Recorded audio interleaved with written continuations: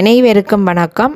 இணையதள வடிவமைத்தல் HTML part 4 சந்திப்பதில் மிக்க மகிழ்ச்சி. இந்த வீடியோ லெசனில் சில HTML ஒட்டுக்களின் பயன்பாடுகள் பற்றி படிக்க போகிறோம். இங்கே 5 ஒட்டுக்கள் பற்றி பார்க்க இருக்கிறோம். ப்ராக்டிக்கலாகவும் அதுக்குரிய அவுட்புட்ஸ் என்ன மாதிரி வருது என்பது பற்றியும் செய்து பார்க்க இருக்கிறோம். இதற்கு முன்னர் பார்ட் 1, பார்ட் 2, பார்ட் 3 வீடியோக்கள தொடர்ச்சியாகத்தான் இது அமையுது. அவற்றுக்குரிய பிளேலிஸ்டின் லிங்க் கீழே கொடுக்கப்பட்டுள்ளது. இங்கே நாங்கள் பார்க்க போகிற டெக்ஸ்ட் ஒன்று லைன் பிரேக், அடுத்தது fault, italic, underline, horizontal line. இந்த 5 டெக்ஸ்ட் பற்றி தான் இந்த வீடியோவில் பார்க்க இருக்கிறோம். இப்படியான பயனுள்ள டெக்னாலஜி வீடியோஸை நீங்கள் தொடர்ச்சியாக பார்வையிட இந்த சேனலை சப்ஸ்கிரைப் பண்ணி பக்கத்தில் உள்ள பெல் ஐக்கனை கிளிக் பண்ணி ஆல் அண்டதை கொடுத்து வைங்க. உங்களுக்கான நோட்டிஃபிகேஷன்ஸ் உடனுக்குடன் உங்களுக்கு கிடைக்கும். இப்போ நாங்கள் வீடியோக்குள்ளே போவோம். முதலாவதாக பார்க்க இருக்கிற டெக் பிரேக் டெக். பிரேக் அல்லது லைன் பிரேக்னு சொல்கிறது. இது வெளியீட்டில் ஒரு லைனில் இருந்து இன்னொரு புது லைனிற்கு செல்வதற்கு பயன்படுத்தப்படும் டெக். இது ஒரு சிங்கிள் டெக்காக இருக்குது, அதாவது தனி ஒட்டு. இதற்கு எண்ட் டெக், அதாவது முடிவொட்டு இல்லை, ஆரம்ப ஒட்டு மட்டும்தான் காணப்படும். இப்போ இதை நாங்கள் ப்ராக்டிக்கலாக செய்து பார்ப்போம். இப்போ நாங்கள் இதற்குரிய கோடிங் கொண்ட பார்த்தோம்னு சொன்னால், இதில் பார்த்தீங்கன்னா டைட்டிலில் லைன் பிரேக் என்று கொடுக்கப்பட்டுள்ளது. இங்கே பாடி செக்ஷனுக்குள்ள நாங்கள் 2 லைனில் எழுதியிருக்கிறோம். This is my first HTML program, this is my first HTML program என்று எழுதியிருக்கிறோம். இதில் பிஆர் டெக் நாங்கள் பாவிக்கையில் பாடி டெக் முடிக்கப்பட்டிருக்குது. ரைட், இப்போ நாங்கள் பிஆர் டெக் எங்கே பாவிக்க போகிறோம், எப்படி பாவிச்சா எப்படி அவுட்புட் வரும்ன்றதை பற்றி ப்ராக்டிக்கலாக செய்து பார்ப்போம். ரைட், இது நான் நோட் பேட்டில் எழுதின ஒரு ப்ரோக்ராம். இப்போ நான் இதை சேவ் பண்ண போகிறேன். சேவ் பண்ணிக்கல ஃபைலில் போய் சர்வேஸ் கொடுத்து அதில் பிரேக் கண்டு கொடுப்போம். break.html டெஸ்க்டாப்லேயே சேவ் பண்ணுறேன். இதை மினிமைஸ் பண்ணி போட்டு டெஸ்க்டாப்புக்கு போகிறேன். ஒரு ப்ரௌசரில் இருக்குது. இதில் பார்த்தீங்கன்னா க்ரோம் ப்ரௌசரில் பிரேக் என்ற பெயரோடு இருக்குது. இப்போ நான் அதை டபுள் கிளிக் பண்ணி ஓப்பன் பண்ணுறேன். இதில் பார்த்தீங்கன்னா this is my first program, this is my first program தொடர்ச்சியாக இந்த அவுட்புட் வருது. இதில் எந்த விதமான பிரேக்கும் பாவிக்கல. இப்போ நாங்கள் பிரேக்கை எங்கே பாவிக்க போகிறோம்ன்றதுக்கு பார்ப்போம். நான் இப்போ கோடிங்கை திருப்பி எடுக்கிறேன்.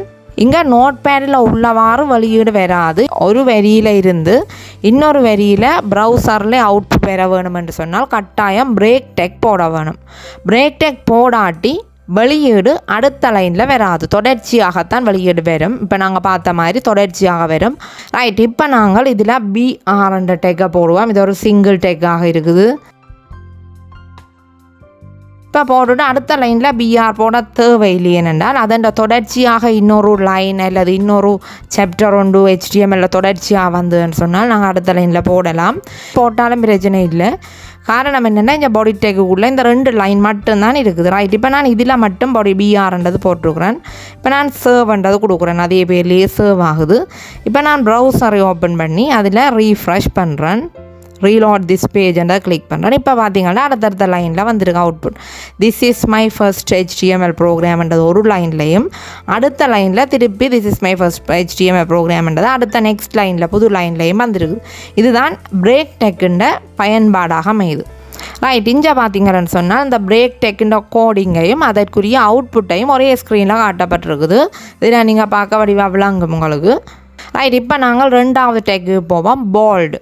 பால்ட் டெக்குன்ற பயன்பாடு என்னென்றால், இது எழுத்துக்களை தடிப்பாக்குவதற்கு பயன்படுத்தப்படும். இது ஒரு பேர் டெக், சோடி ஒட்டாக இருக்குது. இங்கே ஆரம்ப ஒட்டு இருக்குது, அதே நேரம் இறுதி ஒட்டும் இருக்குது. இது ஆரம்ப ஒட்டு, இது இறுதி ஒட்டாக இருக்குது. நடுவில் நாங்கள் என்ன டெக்ஸ்ட் எங்களுக்கு தடித்த எழுத்தில் வர வேணுமோ அதே ஆரம்ப ஒட்டுக்கும் இறுதி ஒட்டுக்கும் இடையில் நாங்கள் குறிப்பிடுவோம். அதான் டெக்ஸ்ட் என்று குறிப்பிடப்பட்டுள்ளது. நோட் பேடில் இந்த கோடிங் எழுதி நாங்கள் செய்து பார்ப்போம். இதுதான் அதுக்குரிய கோடிங். டைட்டிலில் போல்ட் என்று கொடுக்கப்பட்டுள்ளது. இங்கே பார்த்தீங்கன்னா இது அவுட்புட் என்னென்றால் பாடி செக்ஷனுக்குலாம் வரும் இந்த ஒட்டுகள் எல்லாமே. திஸ் இஸ்ன்றது ஒரு நார்மல் டெக்ஸ்டாக இந்த போல்ட் டெக்ஸ்ட் என்ற இவ்வளவு தான் நாங்கள் தடித்த எழுத்தாக வரப்போகுது. ரைட், நாங்கள் ப்ராக்டிக்கலாக இப்படின்னு செய்து பார்ப்போம்.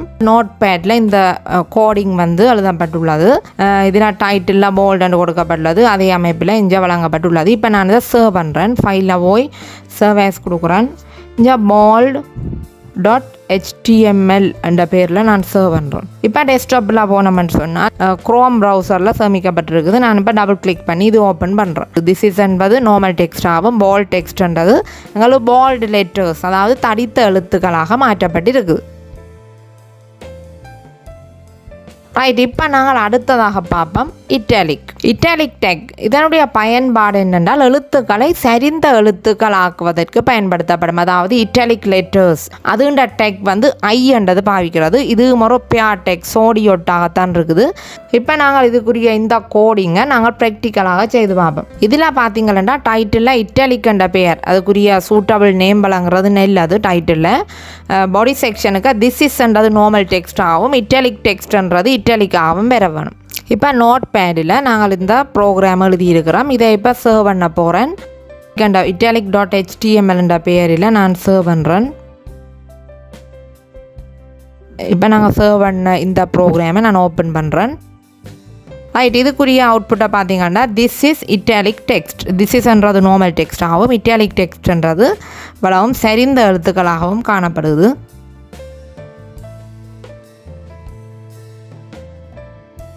அடுத்ததாக நான்காவதாக நாங்கள் பார்க்க இருக்கிற டெக் அண்டர்லைன். எழுத்துக்களின் கீழ் கோடிடுவதற்கு இது பயன்படுத்தப்படும். இது மொரோப்பியா டெக் சோடியோட்டாகத்தான் இருக்குது. ஆரம்ப இறுதி ஒட்டுகளுக்கு இடையில் அண்டர்லைன் பண்ண வேண்டிய டெக்ஸ்ட்டை போடுவோம். ரைட், இப்போ நாங்கள் இதுக்குரிய ப்ராக்டிக்கல் கோடிங்காக பார்த்தீங்கன்னு சொன்னால் அதற்குரிய சூட்டபிள் நேம் வைக்கிறோம் அண்டர்லைன் டைட்டிலுக்குள்ள. அதுக்கு பிறகு திஸ் இஸ்ன்றது நார்மல் டெக்ஸ்டாகவும் அண்டர்லைன் டெக்ஸ்ட்ன்றது அண்டர்லைன் பண்ணப்பட்டும் பெறப்போது. நான் இதை ப்ராக்டிக்கலாக செய்து பார்ப்பேன். இந்த நோட் பேடில் நான் எழுதின ப்ரோக்ராமே இப்போ சேவ் பண்ண போகிறேன். சேவ் பண்ணினா டெஸ்க்டாப்பில் போய் நான் அந்த ப்ரோக்ராமை ஓப்பன் பண்ணுறேன். இதில் பார்த்தீங்கன்னா திஸ் இஸ்ன்றது நார்மல் டெக்ஸ்டாகவும் அண்டர்லைன் டெக்ஸ்ட்ன்றது அண்டர்லைன் பண்ணப்பட்டும் இருக்குது. இதில் நீங்கள் பார்க்கலாம் அதற்குரிய கோடிங்கும் அதற்குரிய அவுட்புட்டும் சேம் விண்டோவில் காட்டப்பட்டிருக்குது.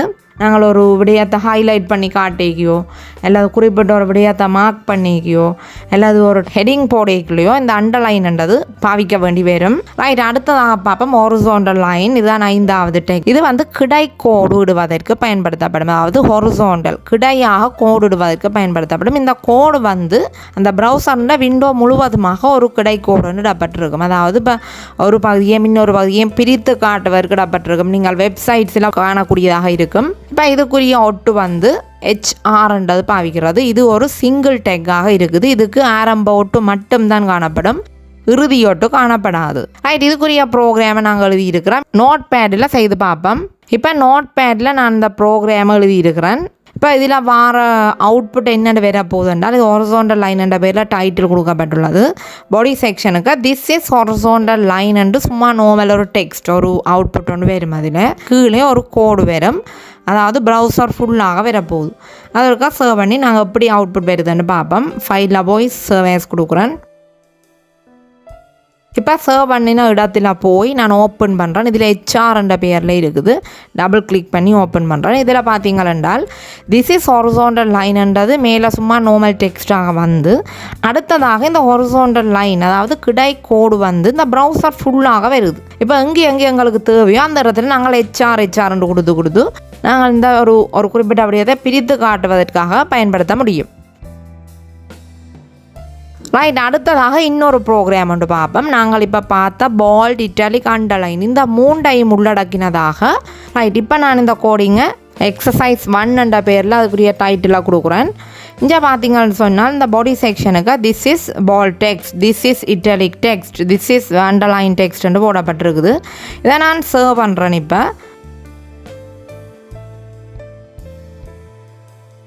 இப்போ சேவ் பண்ணின டெஸ்க்டாப்பில் போய் நான் அந்த ப்ரோக்ராமே ஓப்பன் பண்ணுறேன். எக்ஸசைஸ் 1ன்றது இதில் பார்த்தீங்கன்னா தொடர்ச்சியாக வந்திருக்கு. ஏன்னா நாங்கள் பிரேக் டெக்ஞ்ச பாவிக்கல, அதுதான் தொடர்ச்சியாக வருது. This is bold text, this is italic text, this is underline டெக்ஸ்ட்ன்றது வருது. இப்போ பிரிக்கப்பட்ட கோடும் பெரிய இல்லை, அதில் நாங்கள் போடையில்லை, அதுக்குரிய HR டெக் இங்கே போடையில்லை. ஒவ்வொன்றுக்கு முறைய பிரேக் டெக் நாங்கள் கொடுக்கல. ஒவ்வொரு லைன் முடிவிலையும் பிரேக் டெக் கொடுத்தால் அதுக்குரியாக அடுத்தடுத்த லைனில் அந்த அவுட்புட் எங்களுக்கு வரும்.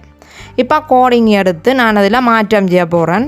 கவனித்து பாருங்க, இதில் ஒவ்வொரு டெக்கின முடிவிலையும் நான் கொடுக்க போகிறேன் BR.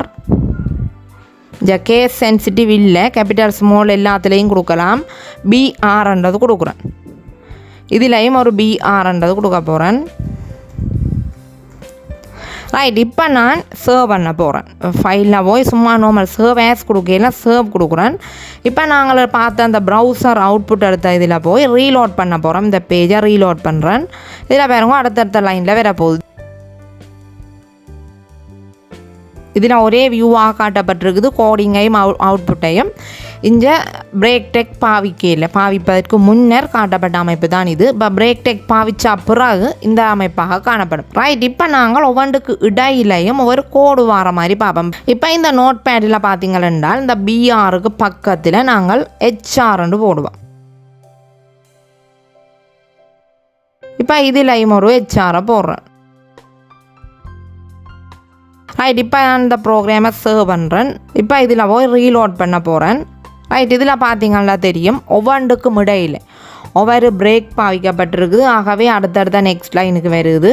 அதில் ஒவ்வொன்றுக்கும் கீழே ஆகவே 3 ஹொரிசாண்டல் லைன் எங்களுக்கு இதில் டிஸ்பிளே ஆகுது. இப்போ நாங்கள் படித்த இந்த 5 டெக்ஸை பற்றியும் அதனுடைய பயன்பாடு மற்றும் ப்ராக்டிக்கல் ரீதியாக நாங்கள் செய்து பார்த்தது உங்களுக்கு தெளிவாக விளங்கி இருக்கும் என்று நம்புகிறேன். பார்ட் 5ல் நாங்கள் அடுத்த 5 டெக்ஸை பற்றி படிக்கலாம். ரைட், அடுத்த வீடியோவில் சந்திப்போம். நன்றி.